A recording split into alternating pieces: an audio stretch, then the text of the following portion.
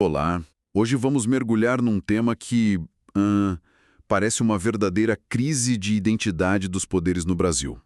Crise de identidade, boa definição. A gente aprende na escola aquela lição clássica, né? O legislativo faz as leis, o executivo executa e o judiciário julga. Simples, direto. Exato.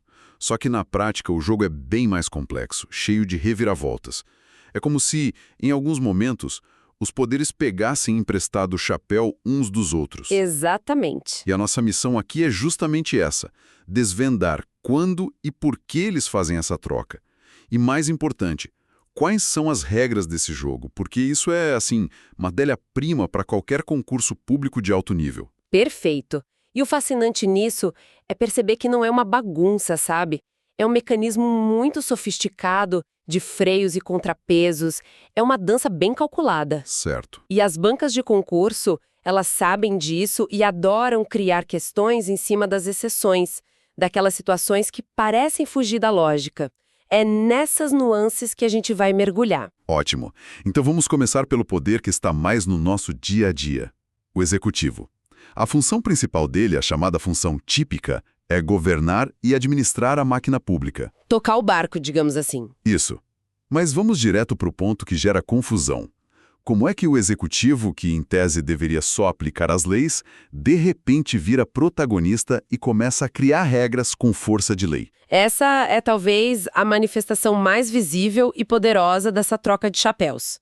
O executivo assume uma função legislativa de forma atípica em situações bem específicas. E a mais famosa de todas, imagino que seja... Medida provisória, a MP, sem dúvida.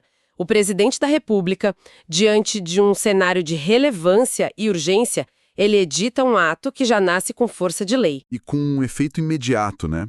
Por isso que uma MP causa tanto alvoroço. De um dia para o outro, uma regra nova está valendo para todo mundo. Exatamente. Antes mesmo do Congresso, que é a casa das leis, dizer sim ou não. Qual é a lógica por trás de dar esse poder tão grande para o presidente? A ideia original é ter uma ferramenta ágil para crises. Pensa numa catástrofe natural, uma pandemia, um colapso econômico. Não dá para esperar meses. Não dá. A tramitação no Congresso é lenta. A MP permite uma resposta rápida. O problema, e aí entra toda a discussão política e jurídica, é quando o executivo começa a usar esse instrumento para temas que, convenhamos, não são tão urgentes assim. Meio que tentando furar a fila do debate legislativo. Exato. É uma ferramenta de emergência que às vezes é usada no dia a dia. Entendi. E além da MP, tem outras formas do executivo legislar? Tem sim. Temos a lei delegada, que é uma figura mais rara hoje em dia.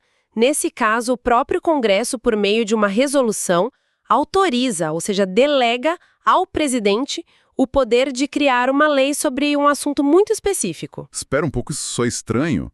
O Congresso, cuja razão de existir é fazer leis, abre mão disso e fala para o presidente: olha, pode fazer essa aqui no meu lugar. Parece contraintuitivo, né? Totalmente. É quase uma terceirização da função mais importante deles. É uma ótima pergunta. A delegação acontece em matérias muito técnicas, sabe? Onde o executivo, com seus ministérios e agências, teoricamente tem mais expertise.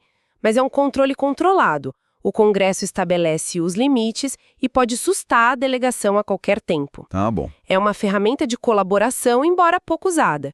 E, por fim, tem o decreto autônomo, que é outra fonte de muita dúvida. Certo. Decreto autônomo. O que diferencia ele daquele decreto comum, o regulamentar, que a gente vê o tempo todo? Essa é a distinção de ouro para qualquer prova. O decreto regulamentar, como o nome diz, só regulamenta algo que já está na lei. Ele não cria um direito novo, uma obrigação do zero. Ele é tipo o manual de instruções. Perfeito. O aparelho, a lei, já existe, o manual só ensina a usar. Por isso, editar um decreto regulamentar é função típica administrativa do executivo. Ok. Já o decreto autônomo, não. Ele pode criar, modificar ou extinguir coisas sem precisar de uma lei anterior, como dispor sobre a organização da administração pública desde que não aumente despesa. Ele inova, ele cria algo novo. Exato. Por isso, é uma função atípica legislativa. Ficou claro. Agora, vamos para o outro lado. O executivo legisla, mas ele julga. Pensa num processo administrativo disciplinar, o famoso PAD. Sim. Ali o servidor público está sendo julgado por uma comissão, pode se defender, e no final pode até ser demitido por uma autoridade do executivo. Isso é o executivo atuando como juiz. Essa é provavelmente a maior pegadinha de todas nesse assunto. E a resposta, para fins de concurso, é um sonoro não. Não? Não. O Poder Executivo não exerce função jurisdicional atípica. E o motivo se resume a uma única palavra que é a chave de tudo: definitividade. Definitividade. O que isso significa na prática? Que a decisão do executivo não é a palavra final. Exatamente isso. A característica essencial da função do judiciário é dar uma decisão que em algum momento se torne imutável. É o que a gente chama de coisa julgada. Certo. Quando o judiciário decide e não cabe mais recurso, acabou a discussão. A decisão do executivo num PAD não tem esse poder. O servidor que for demitido pode sempre levar o caso ao judiciário para reavaliar. E isso é uma garantia fundamental. Certo. Se não fosse assim, um chefe poderia demitir alguém por perseguição e a decisão seria final. Perfeito. Você tocou no cerne da questão. É um pilar do Estado de Direito. A administração julga seus atos internos, ela exerce uma função de julgamento, sim, mas a palavra final, a que faz coisa julgada, é monopólio do judiciário. Interessante. Essa ideia de decisão final é um ótimo gancho. Se o executivo não pode dar a martelada final, existe alguma situação em que o poder legislativo, que a gente associa a debates, a criar leis, pode fazer exatamente isso? Dizer, a decisão é esta e ponto final. Sim, existe. E é um dos pontos mais importantes da matéria. O poder legislativo, de forma atípica, exerce sim uma função jurisdicional. E onde isso acontece? O exemplo clássico é a competência do Senado Federal para processar e julgar o presidente da República nos crimes de responsabilidade, o processo de impeachment. Mas isso não é perigoso? Transformar o Senado, uma casa política, num tribunal cuja decisão não pode ser revista, isso não abre margem para um julgamento com critérios puramente políticos? Essa é a crítica que muitos juristas fazem. No entanto, do ponto de vista constitucional, foi assim que o sistema foi desenhado. A decisão do Senado sobre o mérito do impeachment. Se houve o crime ou não. Exato. Se o presidente cometeu o crime e se deve perder o cargo. Essa decisão é soberana. O STF pode até controlar a legalidade do procedimento, se as regras do jogo foram seguidas, mas não pode entrar no mérito e dizer o Senado julgou errado. Entendi. Como essa decisão é final quanto ao mérito, ela se classifica como jurisdicional. Fascinante. E já que estamos falando do legislativo investigando e julgando, isso me leva a outra dúvida. As CPIs, Comissões Parlamentares de Inquérito. Elas investigam, convocam testemunhas, podem até quebrar sigilos. A atuação delas não se assemelha muito a uma atividade judicial? É uma confusão compreensível, porque uma CPI tem poderes investigatórios muito fortes, né? Semelhantes aos de uma autoridade judicial.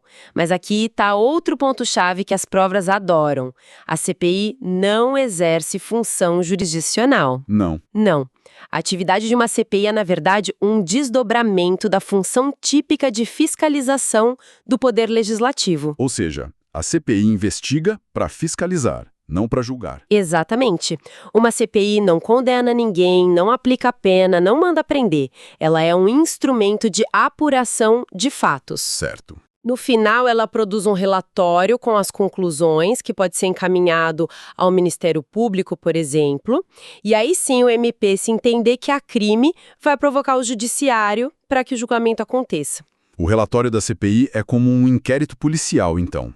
Uma peça de informação. Exato. Não uma sentença. Fica bem mais lógico pensar assim. Bom, para fechar o ciclo, só falta o Poder Judiciário.